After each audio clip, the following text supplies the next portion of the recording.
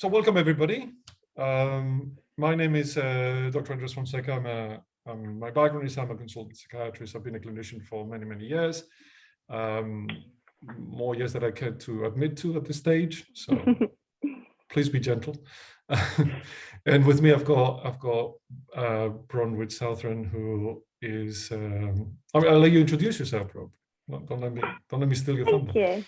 That's okay. Hello. Yes, my name's Bronwyn. I'm the head of marketing at Five, and my daughter is 18 months old. And I hope to bring a little bit of insight into the challenges, and also obviously being a working mum, and hopefully share some of your experiences. I think maternal mental health is so important, and I'm really happy to be here.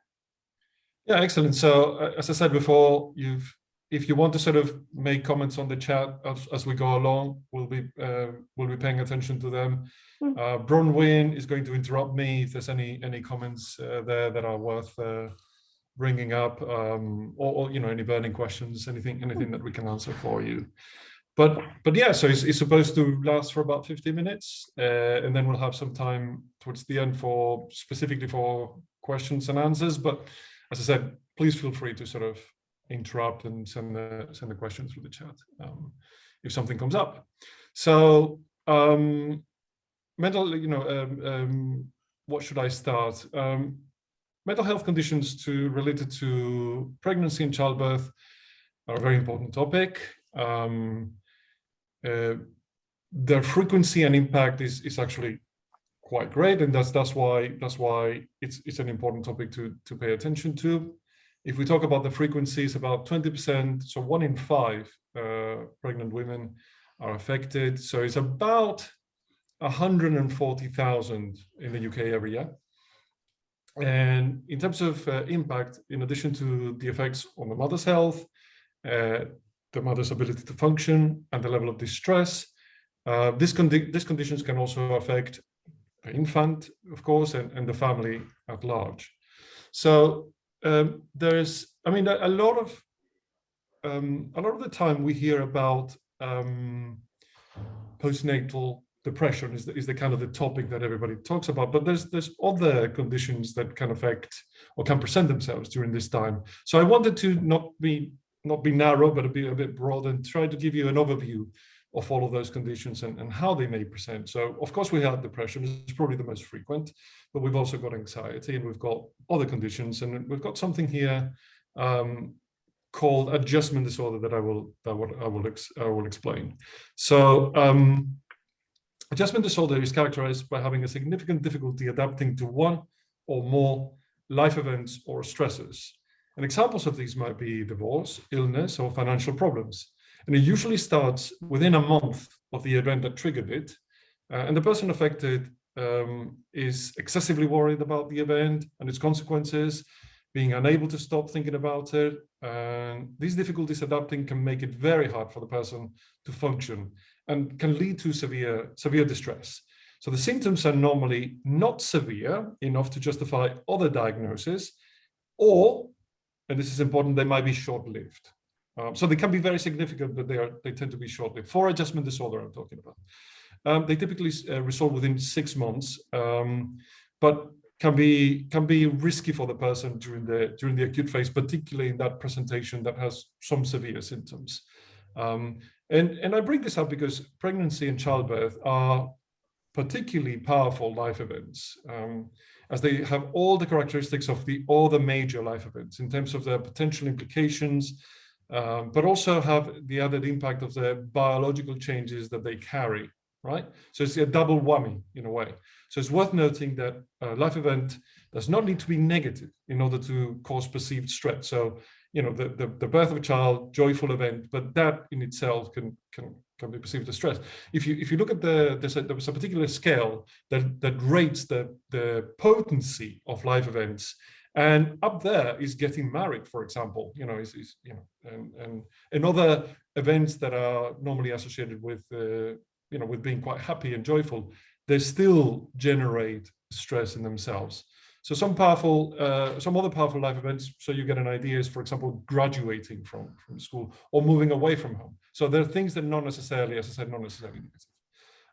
So during pregnancy, the prevalence of anxiety and depression, as I've got there, does seem to be greater than at other points in life. The only possible exception is adjustment disorder. But I think the adjustment disorder is, it's better to think about it as a response directly to a stressful event. So the important consideration during pregnancy is that women who are already on medication for a mental health condition may need to stop it. So this is another layer of complexity. Yeah, and this is something that needs careful consideration and discussion between the woman and a psychiatrist. And this is where my experience comes in. I've been many times supporting women through a period where they were actually considering pregnancy and considering what the consequences of that might be, and considering what should we do with the medication that had been helpful to them. So it is specialist territory. However, there are some very experienced GPs that have a particular interest in this area that are very well placed to deal with it, and I've collaborated with some. Okay, so let's talk about what the conditions are.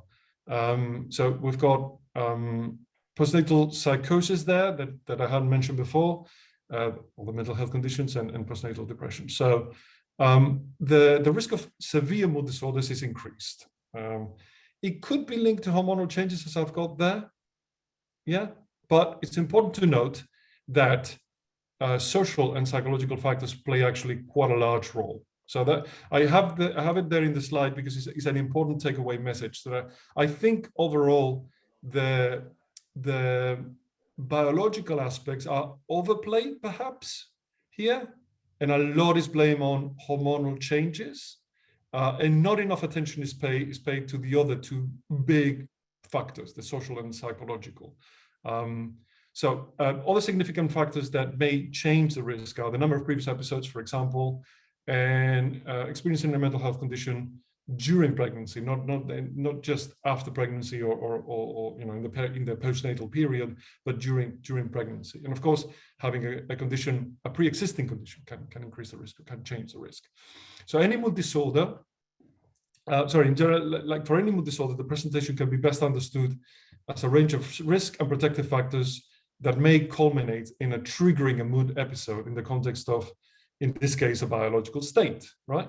So there is a special case to be made about the psychosis. That's why I've got it as a special case here in the slide. Psychosis is characterized by the presence of delusions. I don't know if people are familiar with this word.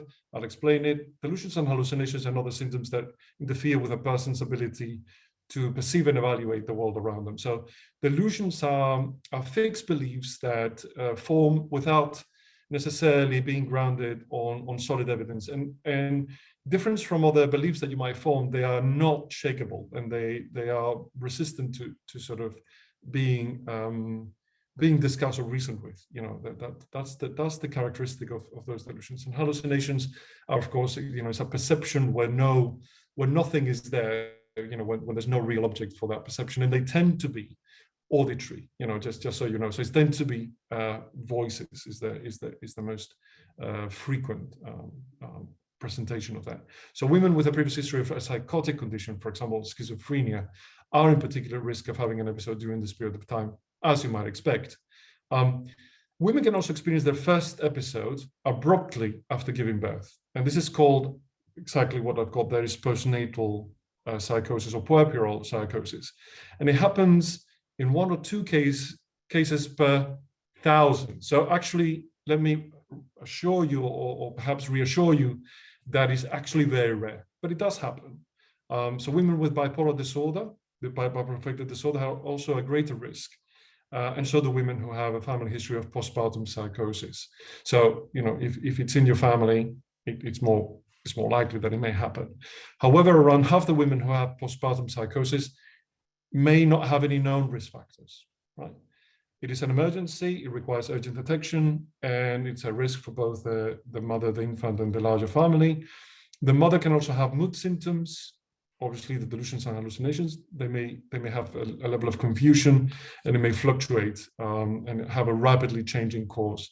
And it's important in this case, if you ever have experience with somebody that might be going through something like this that happens right after birth, it's important not to jump to the conclusion that puerperal psychosis or postpartum psychosis, because it could be other causes. There could be a serious infection, for example, which is, can result in the same confusional state, or there could be another serious health condition that can present, and they could be, as I said, it could be absolutely identical, right? So it's important to understand that. So it's not, if you hear postpartum psychosis, I wouldn't jump to that conclusion. There might be other things that need to be done. Make sure that the person doesn't have an infection or there's something else going on. That's quite important. Okay, so why does it happen? In general, maternal and mental health difficulties are significantly common as pregnancy is a particularly powerful life event. I hope I've convinced you of that.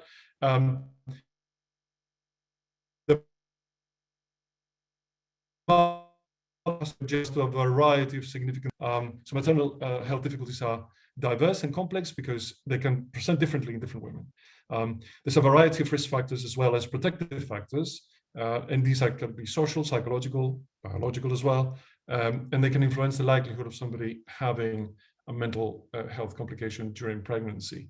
And in terms of that adjustment that I was talking about, I wanted to ask you, Bronwyn, whether you expected the changes, how was the experience, in terms of a life event for you when you became a mother? Yeah, I think firstly I want to say my experience was quite different because I gave birth during the pandemic, so it wasn't as expected. I think when you imagine having a baby, you think that it's all going to be lovely and you have your family surrounding you, but I had a really small support bubble. Like all I could have was my husband, and that at the time he wasn't even allowed into my appointments, and then post baby he was allowed a visiting hour basically, and then my family waved at her for a window for a while, so I didn't have the support network. And I think there's a lot of pressure on just being okay, and especially after surgery if you have a C-section, and the amount of my mum friends that have to just do it by themselves. Like, you've just had a major surgery and it's kind of just dimmed down, like, oh, you need to just crack on and be mum now, that's your role, and you don't know how to do it, you don't know what's expected. So I do think, I think in my case it was very different to what I imagined, but that was also because of the added pressure of the pandemic. But mums that I always speak to just feel the same. You just get on with it, and I think that's the stigma around it. You just get on with it, like your mum, and you just carry those pressures like it's your job. But it's okay to have struggles and not suddenly be in love with being a mum. And it's not glamorous. I think every mum will agree that it's not. Like the first week after your baby, it's just not what you expect. It's beautiful. Like I was an emotional, happy wreck, I want to add, but it's definitely not all glamorous newborn. And I think everyone would agree with that. Yeah, and some people actually feel bad about that, feel bad that it's difficult, feel bad, they feel like I shouldn't struggle with this. I should be, what kind of a mother am I if I'm not able to cope with this? Is the kind of thought that, the added level of breastfeeding. I think, again, mums will agree that there is just this breastfeeding, you need to do it, and you need to, like your mum, you should be able to do that. And I think that's really hard. Like some people can't, and it just doesn't work for them. And that's not any fault of the mum or the baby. It just is how it is, and that's normal too. And I think that was a huge pressure. And again, I'm pretty sure that most mums will agree that you do massively pressure yourself on the breastfeeding element. Yeah, and there's a lot of pressure from outside, maybe sometimes maybe from medical, from clinical professionals saying, touting the advantages. And it does have some advantages, but they're overblown, to be honest with everybody. So yes, true, but the difference is minimal, to be perfectly honest. And so feeling bad about not being able to do it, you're not really harming the baby in any way. And it's actually better that you feel comfortable and that your level of stress is lower. In terms of what you want to do for yourself and for the baby, it's actually better that you're more relaxed about it in general than you force yourself to breastfeed, if that makes sense. So the benefits that you might get from forcing yourself to breastfeed when it's just not the thing for you are actually not as good as just feeling calm, accepting that it's not for you, This is not your situation. It never is one size fits all. And just accepting that that's going to be better for the relationship and for you and for the baby as well. So yeah. And I think Laura, thank you for that. And like I agree, we're all learning, especially when you're a first-time mum. But I'm still learning now with an 18-month-old. I'm sure you'll be the same. Like, it's a learning journey, and everyone learns again with their second. I'm pretty sure no two babies are the same. And yeah, there's just so many pressures, and I think this is why it's nice to have everyone together and explore that. So social aspects, I suppose I always go for this because they are underplayed. Yeah, social aspects are external stressors which can have a positive but also a negative impact on a mother during and after pregnancy. Often these can be complications that you have no control over, such as something like, something breaking down, or the boiler breaking down. There can be all kinds of complications and difficulties around you that, because you're already experiencing a level of stress with this life event, there's another pressure there that you normally would have been able to cope, but now it's adding to the pressure. Or it could be something as simple as having nosy neighbors or things like that. All of the times it can be aspects that you can change, such as the social support network that you have around you, and it might be professionals, nurses, the midwife and the health visitor team. Sometimes they're very good and very proactive and very supportive. Can be family members. Again, Bron was talking to us about her difficulties during the pandemic, that a lot of that support was sadly not available. But thankfully now we're out of it, so that those kinds of avenues for support are more available now. But research has found that women who had access to a supportive partner or other confiding, so it doesn't need to necessarily be a partner, it can be a confiding relationship, they're less likely to experience maternal mental health problems in general. So, and emphasizing how important it is to have people around you that you can rely on, just in case you might need anything or need someone to talk to. And this is an important point. You may not even talk to them, or you may not even lean on them, but knowing that they're available reduces your level of stress, even if you never use them. Knowing that there's nobody that you can reach in case of difficulty, that adds to the stress and adds to the risk, interestingly. So it's not just actually using that network, it's knowing that you have it that seems to also make a difference. So facing significant life events alone is very challenging. So being able to sort of share that experience and have somebody that you feel that you can rely on is crucial. And as I said, very protective. So your social support does not necessarily only need to come from your close family, because some women don't have access to these types of supportive relationships. So it may be about support networks that professionals can put in place. As I said, midwives, your doctor, counselors can be available for support for new mother groups. Can be very good and very helpful. And there's a little bit of an effort that has to be made in terms of sort of accessing them. And actually, if you're a mother and you don't have a lot of support, accessing some of these groups might be challenging in itself, because what are you going to do with the baby and this sort of thing. So making arrangements so you can access this support can be difficult. But again, it's more about making the effort to try and tap into this additional forms of support. So again, it's not necessarily that you need to use it. It's just that you need to sort of have it there and think that if you needed it, you could access it. There's a larger social context here, and it's about different countries do this differently. Is how society set up where the mother lives. So, for example, employee policies on maternity leave, support when returning to work, and support for financial well-being. If these policies are recognized and implemented, they can have a positive impact on the mother's sense of security. And again, she might not use them, but she knows that they're there and feel reassured that they exist for her to use them. Sorry, go ahead, Bron. I was just going to add to that element that obviously working at Thrive, before even telling you about obviously my daughter, I was so worked up already about what maternity leave looked like, how would you financially manage, because obviously, the government pay, it's okay, like it's good to have it there, but it's not I doubt it covers many people's working salaries. Like, it is a stressful experience. And I do think, like you say, having a good maternity leave policy and being able to have a flexible return to work I got asked about this because it's obviously Maternal Mental Health Awareness Week, and the return to work was key for me because I didn't know, like, if I wanted to come back full time, part time, how that was going to look like. So we agreed on like a phased return, so I could see how that fits in.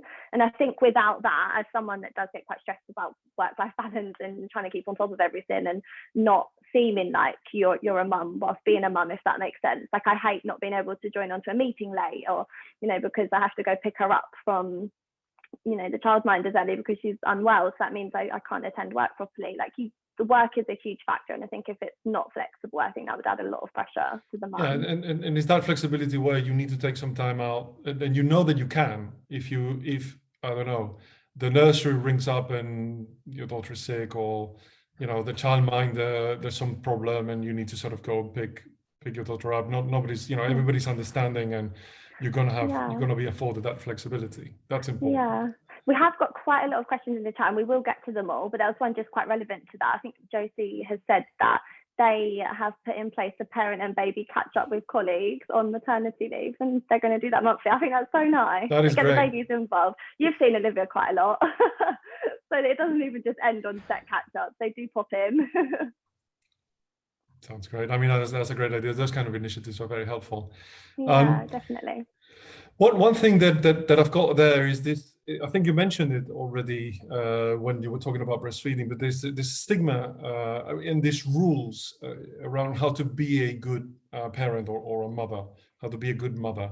Some parents may also face discriminatory behavior from others during these times. So many societies and individuals have strong views about what is appropriate or inappropriate, what is right and what is wrong, what is the best for the child, etc. So sometimes this societal stigma around marital status, for example, some societies emphasize on the importance of getting married before having a child, or a stigma about the sexual orientation of the parents, for example, when a gay couple would like to adopt a child or have a surrogate, for example. These are all pressures that can be exhausting and stressful to cope with. However, as time passes, we thankfully, we're slowly moving towards a more accepting and inclusive society. That doesn't mean that the stigma hasn't disappeared or will completely vanish anytime soon. And there's even pockets, in our society that have very strong different views about these things that can contribute to that stress. So it's work in progress, and we hopefully will see improvement over time. I just wanted to share something about my wife. My wife, we've got 2 children. My wife wanted to return to work shortly after having our first daughter. She just wanted to. And this is something else. When we talk about maternity leave, and at Thrive, we try to have an equal policy. Because why should the mother always have to take all the maternity leave? Shouldn't fathers be able to take it so that the mother can go back to work if the mother chooses to go back to work without any stigma, if that's what they prefer to do? So, for example, in Thrive, we have an equal policy for mothers and fathers if they want to take leave, and the fathers want to be looking after the children, and women may decide to go back early because of that support, or have a part-time job, and again that might be actually quite helpful for their mental health.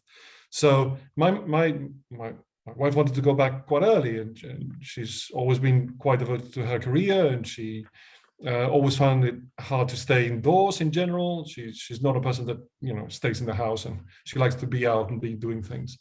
So knowing this, we made arrangements so she could go back after 3 months. And actually, we were fortunate. Her work was actually very flexible, although we expected some resistance. She works in construction, so that was actually quite good and surprising that it worked out so well. The thing that she noticed the most was the comments from her own family, our own family, internal comments, and actually our friends. The comments were about how good a mother she really was, going back to work so early, not breastfeeding, as Bron said. Again, there's a lot of shaming of not breastfeeding, not having enough time to focus on the child's development and failing at that. So it took some. So I obviously took some duties as well on, but interestingly, I think I received a lot more praise than she did for doing anything at all. So she changes 10 million nappies, expected. I change one. Oh my God, it's a party. So that's not that's not right, is it? Is that, you're sending the wrong message here. Anyway, Bron, did you want to make a comment on that? No, that's fine. That's No. all good. I was just saying the chat is, it's got a lot in there, and agreed. Even to this day, to be honest, I feel like it's on many things. People may agree or disagree, but yeah, my husband will do something or take her out. Yeah. That happened the other day, and he took her to soft play for the afternoon so I could get a bit of work done because our childminder shut. And I've had to do that many times. And even him, like he's obviously like, oh, that's good, like well done. But I would be like, oh, well done, that's so good, thank you for taking her. And it's like, he's the dad, like why am I saying thanks? Yeah, exactly. No, yeah, I mean it should be as expected or as worthy of praise either way. If you're going to praise the father for changing one single nappy, you should be doing it's just not fair. Like Sophie just said, it's not, sad to hear the comments your wife received, and whatever works for your family doesn't work for anyone else. Like, it doesn't matter. Exactly. As long as it's working for you, that's all that's important. Yeah, and just to say that we know that it is the good quality of attention and affection from caregivers helps babies thrive, and this is not all on the mother. So fathers can do this as well, and it results in the same good outcomes. So mothers should still be able to do the things that they enjoy, and with the help of that social network. So that social support is important for this very reason. So a baby is not disadvantaged by. So if they have good quality attention from caregivers, mother, father, larger extended family, that's what the baby requires. There's nothing, there's nothing that demands the mother to behave in a particular way. So one shouldn't feel guilty. Yeah. The psychological aspects, in terms of this, it can be experiences that can have an impact through our lifetime. This can influence our personalities, our views about ourselves, and views of the world, as well as our level of resilience and against stressful events or uncertain events. So early experience, especially upsetting or traumatic ones, such as the loss of a parent before the age of 11. So this is what the evidence shows. Or any neglect or abusive parenting have been found to be significant contributing factors to later experiencing mental health complications during pregnancy and motherhood. But also recent experiences such as the pandemic can significantly increase feelings of anxiety and stress.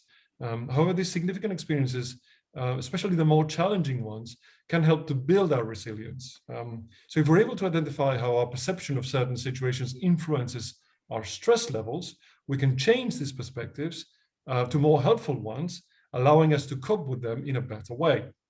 So I've got a point to make about stress perception. So it's all about realizing that we can. So instead of being overwhelmed by these challenges, there's techniques that one can learn to try and detach ourselves from the first thoughts that pop into our heads, and then take those as the truth, challenging them a little bit and try to see it a bit more widely, so that realizing that we can learn valuable lessons and skills from these experiences, which can help us cope better in the future.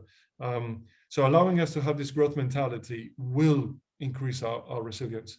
So women who experience mental health difficulties also may have negative views and judgments of themselves, and that can affect their self-esteem. And by internalizing this stigma, this can lead to believing that they're not able to cope, that they're not adequate mothers, and seeing themselves as failures when they compare themselves to others. And they set their own standards very high. And it's important to be able to self-reflect on these unhelpful thoughts and change them to more helpful ones, in order to see the values and qualities that you have as a mother, and that you are more than enough for this, for the challenges. And again, you don't have to conform to any particular standard. It's more about being caring and being there and being, doing your very best. And you have to accept those limitations that you may have, and be realistic against those limitations, and be kind to yourself. It's very important. I don't know, Bron, did you want to comment on that?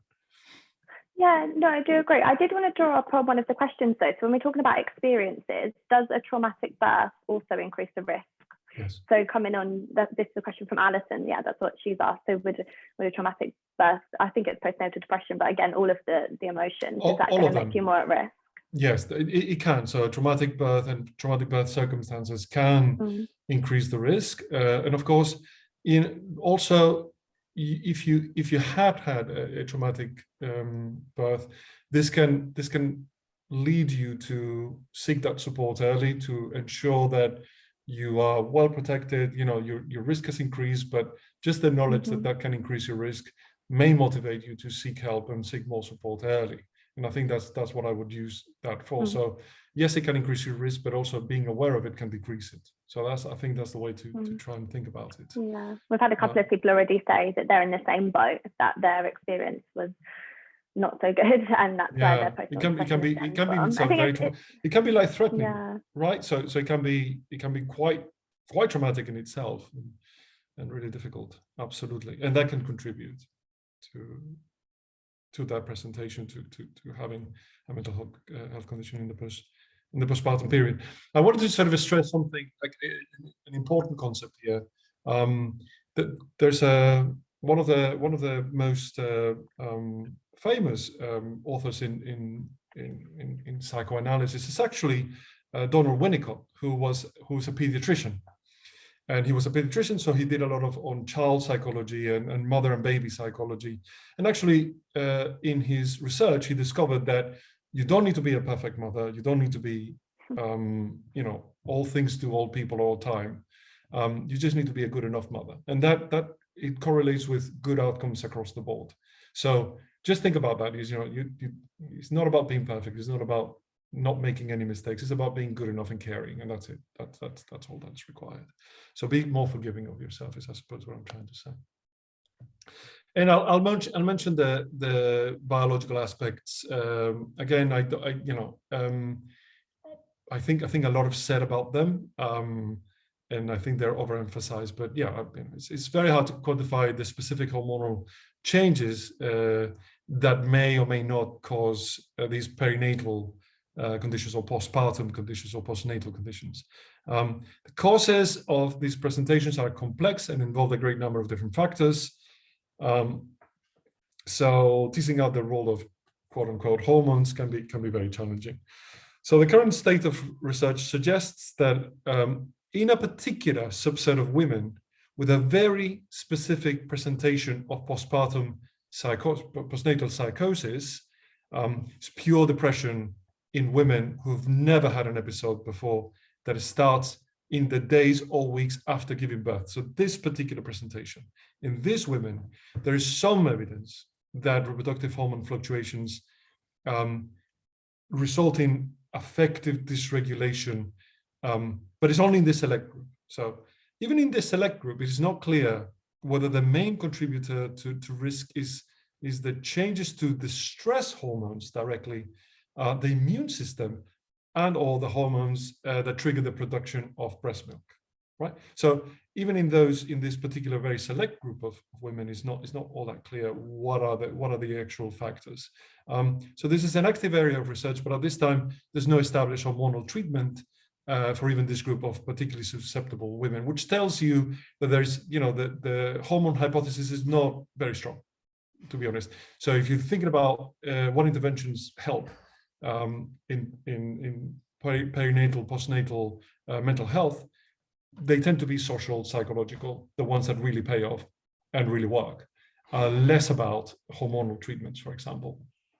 Of course, medication has a role, but not necessarily hormones. It's more medication that is indicated for the mental health condition.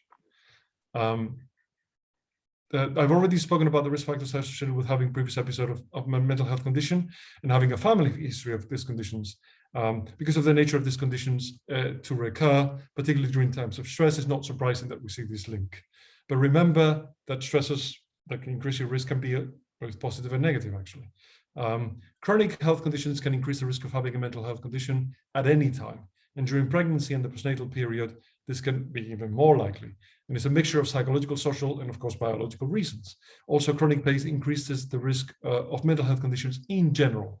But combined with pregnancy or the postnatal period, it might be enough to trigger an episode. Finally, poor sleep is a factor that increases our risk of both physical and mental health conditions. Pregnancy and having to care for an infant, particularly without support, may frequently result in poor sleep patterns, which in themselves can add to the risk. All of this is to say that a health condition, pain, or poor sleep are contributing factors. All of these may also be developed during pregnancy or as a consequence of a complicated birth, or as we heard before, and they need addressing in themselves and may require additional support from others and interventions from health professionals. So one of the questions that I get very frequently is about the impact on the infant. Okay, a lot of mothers worry about this, and it's a fair concern.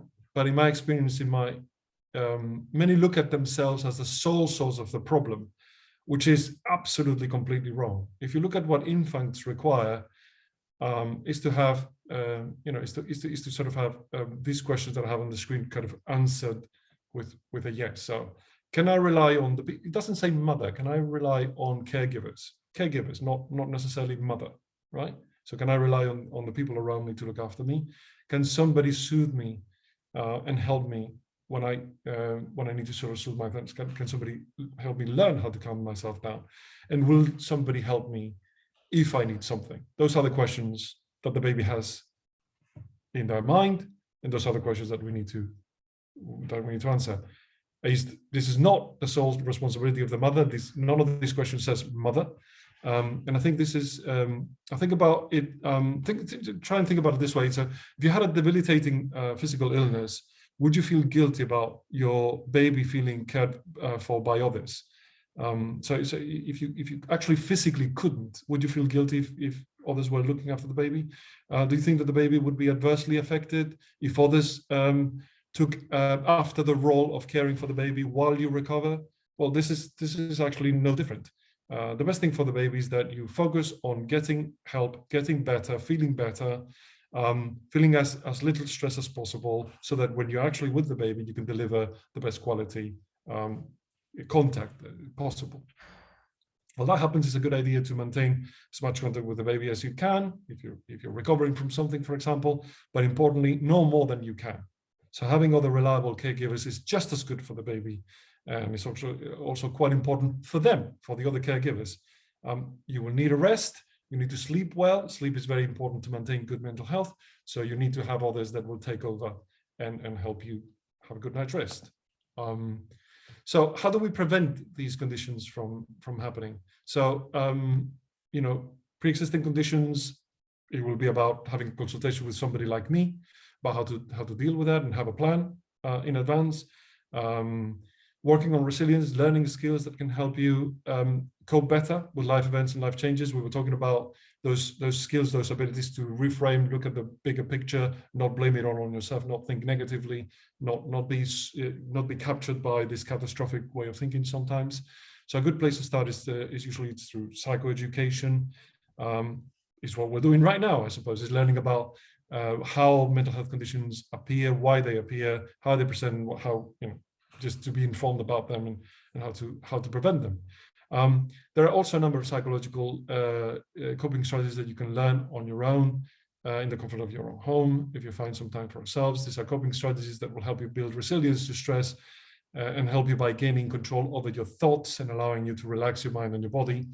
For example, cognitive behavioral therapy has been shown to be effective at preventing common mental health disorders such as anxiety, depression. So CBT helps you identify the negative and helpful thoughts that you may have about yourself or about a particular situation and change them to be more accurate, because they tend to be very inaccurate, and to be more helpful, allowing you to have a more constructive interpretations and improving your mood as a result. And of course, that is included in the Thrive app. We have a whole CBT program that can be applied to this situation, for example. There are a range of mindfulness techniques such as meditation, calm breathing, deep muscle relaxation, that can give you the skills to calm your anxiety and just be better able to cope with it. Meditation helps us reflect on the way our thoughts can be captured, or our attention can be captured, and come to acceptance of any thoughts or sensations that we might have about ourselves in a particular situation and let them go. Sounds easy, it's like if I were describing to you how to play the piano, I would say just press the right keys at the right time, and that sounds simple, but of course you need to practice it to be able to play the piano. These skills are the same, so I can describe them quite easily or quite succinctly here, but they require practice, and you will get better at them, and they will build your resilience. Now, the interesting thing or the important thing is that it's not as difficult to learn how to cope with these things as to play the piano. So play the piano is something that may take years. This will take a few weeks of your time if you dedicate it to it. You will get these skills that are valuable for the lifetime. So it's well worth investing time in trying to learn them. So expanding our social support network is an important thing. Having a good health visitor. Sometimes there's a lack of the draw, but that they can be very valuable sources of support. Nurses, community health staff can provide listening visits. It's a time dedicated to visiting new mothers and to listen to how she's getting on, her new role, the difficulties she might be experiencing, how she's feeling about herself, her new identity as a mother, and her relationship with a new baby. The focus of the meeting is not to find a solution or take action, is more about hearing about the experience and validate those feelings if you have no other source of doing this. Providing a listening ear can help a mother to feel supported so that she's more able to cope. Did you have a comment, Bron? I guess it was on the overall. I'm just reading the chat as well. Some people have had really bad experiences with their health visitor and the lack of like questioning from it. I'm the same. I literally saw one virtually once. And then baby and toddler groups, I know you're going to come on to this one, but I didn't have them during the pandemic. All I can do is go by my experience. And a lot of people are saying social media is where they ended up turning to. And I do think it's 50-50 on if you get a supportive network or not. I've seen a couple of people say they did. I was quite fortunate that I turned to Instagram and met a lot of mums just through that, really. And we were sharing our experiences. And, as we said earlier, we're all in the same boat. So I think someone can agree with kind of any of those points. But yeah, I'm in agreement on social media being quite helpful. But again, I didn't have access to that same toddler community group or baby group or anything like that. And again, I'm not saying that these need to be face to face. So they, as you quite rightly point out, they can be online, and they can be very effective, as we know. So particularly during the pandemic, that was incredibly important. And you became a mother during the pandemic. Yeah, really good. Yeah, no, totally. And I totally agree with those people that say that sometimes they have unhelpful health visitors. Yes, it is a bit of I must admit, it's a bit of a lottery. Sometimes they're excellent. It's a hard one, yeah. Sometimes they're not so great. And they might be not that helpful and make you feel even more guilty sometimes, which is, I've seen on the other side as the doctor of a mother that I was treating because she had a pre-existing mental health condition and having the most unhelpful health visitors. So it can happen, unfortunately. Yeah. So so the one thing to mention here is that having a pre-existing mental health condition, this is something that I've done a million times. It shouldn't hinder somebody from wanting to become a mother. And I've done this type of consultation many times. It's just important that she plans it in advance and has like a consultation with somebody like me, where we go through the plan, what we're going to do, how do we have to change the medication, what could be problematic, what could not, how we're going to do it. Is it before you get pregnant? Is it, for example, the last trimester only, or the first trimester only, and then we can recommence some of the medication. That can be done with your mental health professional. So I had a patient, just very briefly tell you about her. She had a diagnosis of bipolar affective disorder, which put her at a particular risk of postnatal depression and also postnatal psychosis. And she wanted to get pregnant. She was also aware of the risks, and she brought the issue up with me months before. So she was, she started planning well in advance, which was very helpful. So we designed a plan together, how to come off the medication and undergo increased monitoring in the clinic. So she would come to see me much more often. And I also sort of provided extra support from one of our nurses. And as soon as she got pregnant, we also included her obstetrician and midwife into our plan. And again, she didn't have a most helpful health visitor, but the midwife was very good. And it was, I think we were victim of locum health visitors, and that was great. But everything else worked actually quite well. So it went well. She did very well. She did involve all of us in the in the decision-making process, and we were able to support her, and we had a good outcome. She did not relapse. And we didn't use any medication during this time because we had to stop it. We just focused on these psychological and social interventions, and it was successful. And I'm just giving you that case for illustration, but obviously I've done it quite a few times. Okay, so help seeking. As we mentioned before, maternal mental health difficulties can present differently in different people. Thus, it can be difficult to identify them sometimes, and therefore it can result in problems when seeking help, and they might be overlooked or misunderstood or ignored. Some of the main reasons why it's difficult to detect and recognize these mental health difficulties comes to the stigma associated with them. So people might get treated differently if diagnosed with a mental health condition, or they might feel shame and self-doubt. How come me having a baby triggered depression? So again, am I a bad mother? And because you're depressed, you're already sort of having this negative cognitive bias, yeah? So this negative way of thinking about yourself. So it's mostly due to a lack of understanding of the condition. And that can be reduced through, a session such as this one. So sometimes there's also cultural expectations of motherhood that can play a role in parents accepting or recognizing mental health disorders. Again, I've been in these situations, as motherhood is expected to be seen as something that is fulfilling, brings happiness, a sense of purpose to a mother's life. However, feelings of motherhood are often complex, and they can be very joyful, but they can also be very challenging, very difficult. And those, it's about accepting all of those feelings. Often because there's these expectations on new mothers. They feel like they have to put on a brave front, and they might feel like others will judge them and see them as incompetent mothers.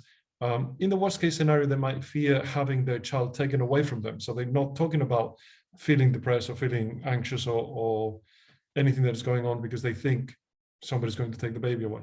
So however, by trying to suppress their feelings and worries, they could get worse over time, and sometimes we might not even be able to cope with everything by ourselves. So we need to encourage each other to seek help.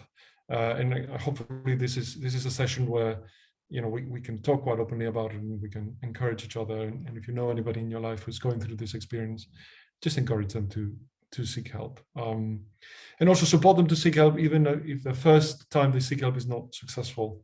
It's about sort of trying to find the right support. Sometimes that takes work, unfortunately. And the types of interventions that we have, they fall, as you might expect, in the three categories. Psychological, biological, and social. Not surprised that that depending on the severity, that the combination of these might be different. So not possible for every woman to take advantage initially of, say, psychosocial interventions. And in that case, it might be reduced to medication and a safe environment, somebody like me looking after them. There exists mother and baby units for such situations. They're geared towards, and I worked in one years ago, but it was actually quite a meaningful job for me. They're geared towards keeping both the mother and infant safe, but they're still able to interact with one another, enabling the mother and baby to receive additional support. Psychotherapy has a definite role. This can be focused on the mother, for example, CBT, like we offer through the Thrive app. But it can be also focused on the couple or the larger family. For example, systemic therapy might be appropriate. Peer groups of women with conditions around birth can be very helpful. They do need to be supervised when you do have a condition by a trained therapist to be effective. So it always sounds like a good idea to talk to others of what they've gone through. But we know that without the supervision element, it can be ineffective and sometimes can even backfire. So that's important to take into account. And I'm talking about when you actually have a diagnosed condition, not just for general support. In terms of social intervention, if a woman has a history of mental health conditions, it's important to strengthen that support network. That's what we did with that lady that I described to you, that we really worked on doing that and figuring out who was going to support her with what during this period of time when she was going to become pregnant.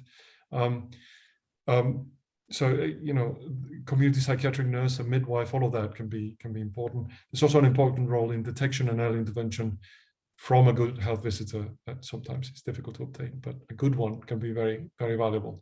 Liaising with employers can be important, and I've done that, so to ensure that the employer understands and that the woman is not left in a financially compromised situation, particularly there's no other sources of support. This can be a very important aspect of the social intervention, as it were. So pregnancy and childbirth have a very high impact life event, as we've been talking about. So we need to make sure that we minimize all other life events as much as we can, so that the stress only comes from that one and not from a million others piling on top of it. So that's why a good social intervention can work, and that's why we need employers to be cooperative. In cases it may be necessary to involve social services early, this is usually carried out by the health professionals involved in the care. And again, not to see it as a threat, but can be a very good source of support. In terms of other biological treatments, no hormonal treatments, which tells you something about the role of hormones. But sometimes we do use medication, and there can be some medication can be used during pregnancy. Again, it's a special areas of prescription. Again, I'm trained there. But it is a specialist area. Some GPs and some gynecologists can sort of be involved in the multidisciplinary decisions that have to be made.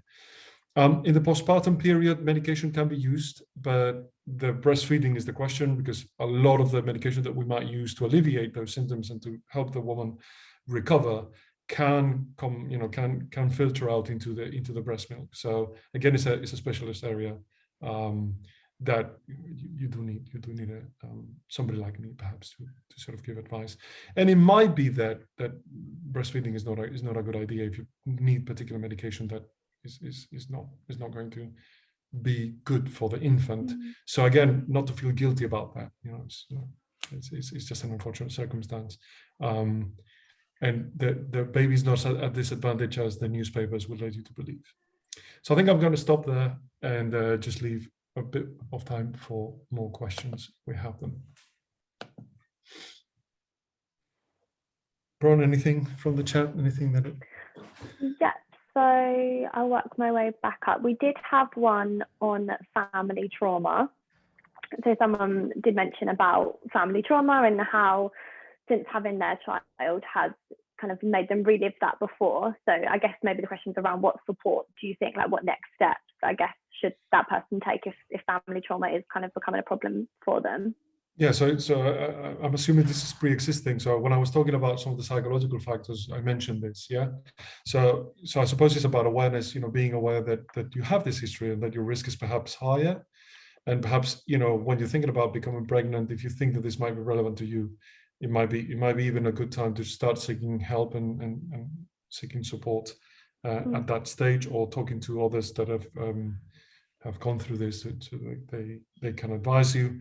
If it just happens after, again, it depends on the severity of the symptoms. It might be that some of those psychological and social interventions might be enough with the help of your social network, but also professionals that might be around you, or it might be that you need referral to a more specialized service, depending on the severity of that trauma, right? And then, yes, it might be that it is now that the trauma is causing. Maybe you were able to sort of deal with it or cope with it before, but now because you have this life event, it's brought it to the fore, and it's resulted in you experiencing it more vividly or impacting your life a bit more. So it might be while you weren't keen on seeking help for it before because you felt that you were coping well. This has brought it to the fore, and now you do need that extra support and to seek help and to talk about it. And again, it might be very difficult for you to seek help, and is whether you can rely on somebody's support to help you attend these GP appointments that might be difficult, and help you express yourself and support you through that process. But yeah, I mean, definitely it's about seeking help at that stage, isn't it? Thank you. Then we've got another one on ADHD as a mother and child. So any advice or guidance on how to best deal with that? Yeah, again, it's very much about whether the ADHD, what impact is it having? Because obviously you can have ADHD and it can be, the severity can be varied, and it depends on to which degree you are affected by the ADHD, right? So it may be that you do need medication for ADHD to manage those symptoms, yeah. And in that case, it might be about having a consultation about, is it okay to take the medication? Do we need to review this? Are there any alternatives, right? But a lot of the symptoms of ADHD can respond to planning for them and having some support around them. If you're finding it hard to focus and concentrate and do some of these things, can you have extra support around you to sort of help you through those moments where things are difficult? And so sometimes having one-to-one support, if you have problems with attention or problems with hyperactivity, can help you cope with those times where things are more difficult. If you feel that you can't, you're forgetful around when you need to do A, B, or C, or you're not as able to sort of have a good structure, is about getting some support in providing that structure and giving you the tools that you require to put it in place. But yeah, so I think for me is two things. Is one is planning around how my ADHD is going to affect my role as a mother, in what areas it may become difficult, and what can I do to plan and to get support for them. And the other thing is, if I need medication, how is that going to work for me? Thank you. There's actually been a couple of questions on self-care, and I'm going to jump onto this one if you don't mind. So I think one of the first things on self-care and finding time for you again is not putting pressure on it. So I only recently, and my daughter's 18 months, started exercising again. I used to love going to the gym, and I started with some home workouts because I felt a little bit lost. But I didn't, look at those pictures on Instagram and think this is where I need to be. It was more about, okay, maybe I could start taking some more time for myself. And obviously, just saying, finding time and paying attention to how you look, that can be as simple as, taking 10 minutes in the morning or getting up to do your makeup, if that's what you used to like. I had a thing with my husband quite early on that every morning I would put the pressure on me to get Olivia ready and do X, Y, and Z with her, when, I would then do my makeup really stressed out, and then that would be just a stress situation, and it didn't need to happen. So I said to him, please, in the morning, can you just take Olivia downstairs for 15 minutes so I can get ready calmly and nicely? And I think that set me up really well for the day. Eating right. I think even I find this hard. It is hard to eat right, but I think it's about not just putting an unrealistic expectation to cut everything bad out. Giving yourself treats is fine, like everything in moderation, and make it more about just enjoying who you are and what you want to look like, what you want to be like, and just feeling good. Like maybe having an expectation of looking like a certain way is wrong. It should be about how you feel. Like, you don't need to be the size you think is right. You just need to feel good in yourself and maybe feel active again. And I think just start small and start incorporating it where you can, a 10-minute workout once they've gone to bed. Like maybe that is how it works out. I don't know. I just think it's not setting. Or ask somebody to take over so you can do that and not feel guilty about it, because to take that time to care for yourself and do some of the things that Bron is talking about. You should not see it as an indulgence. This is actually what's going to empower you to do a better job. So if you don't take time for yourself, that's when you should be feeling guilty, because then is when you're not going to be at your best. Right? Yeah, so you need to take time for yourself to be at your best. So don't feel guilty about it. Feel guilty about not taking time for yourself. If you have to feel guilty, don't feel guilty about anything. But if you have to feel guilty about anything, feel guilty about not taking that time. Yeah, exactly. A couple of questions on, I guess, where to seek support. So is the advice going to be going to the GP, or what do you think next step should be? GP is a good first step. Definitely. If you have a history of a mental health condition, it's going to be the mental health services, if you're in contact with them already, so they may be aware of you. And so, for example, that lady that I talked about, I was looking after her, so she did the consultation with me, and that's how we planned it. But it could be, once, when you're pregnant, you will have, visits with your GP that are about your pregnancy, and you will be given access to a range of support. Is about using it, and it's about sort of communicating early with them your particular needs. They might not be aware of them. It's about sort of putting them, there. And if you have a concern, for example, you have a family history, or you have previous history of trauma, like we were saying before, those kinds of things, they may not be aware of them. It's about communicating with them. Bron, I don't know if you want to sort of speak about your enrollment, when you were pregnant, how it started, and the access that you had to things at that stage. Yeah, I think so. I did speak to one of the therapists at Thrive. I guess there were some barriers of coming to taking to the GP, and I think there's some negative connotations around going to the GP because of waiting lists and stuff like that. I think it can be quite hard, but therapy and talking to someone can even start with just your friends. So if you want to seek help, a couple of people have been putting on the chat how to get support. So I think each other already, by reaching out and saying you could do with that bit of extra support. That doesn't mean you need to have a course of medication or something essentially, that needs to be sorted here. It might just be that you need a bit of a chat with someone to help you feel better, and that's okay. And I don't know, everyone on this session should have access to Thrive. I don't know at what version, but it's a really great place to start. There's signposting links to get further support, whether that be through our therapy team or, through a particular EAP with your employer. There are places you can go that aren't just your GP directly if you are a bit negatively impacted by that. And for example, if you do have our therapy services, you can request to chat to one of our therapists who can help you and support you seeking help. It could be about enrolling you in some of what they do, but also supporting you. That they do have a role as advocates to try and get you the right level of service for where you are and what is available in your area. And it doesn't need to be like, again, I know, sorry, we're running over a bit, but I just want to say that I am probably struggling a bit more now when she's older. I find it really hard. And newborn, I guess you kind of getting on with it. But right now, I'm finding it more difficult and more stressful, and there's still challenges. Like, a 12-week therapy course might have sorted things out early on, but then what about now? Like there are no, we don't cut people off. We don't want to have people a set stone on when you should feel okay, because problems arise. You're saying about triggers before and how things pop back up, and it does happen. So there's no you're fixed or you're anything like that. It's about motherhood being challenging, and someone just said you're all doing amazing, and I want to echo that. You are, like, motherhood is difficult and amazing all in one. So I guess the takeaway is not put so much pressure on yourself. Thank you all very much for staying with us even after we've overrun a little bit. I hope it was useful, and we'll hope to see you in one of these again. Thank you. Thank you all.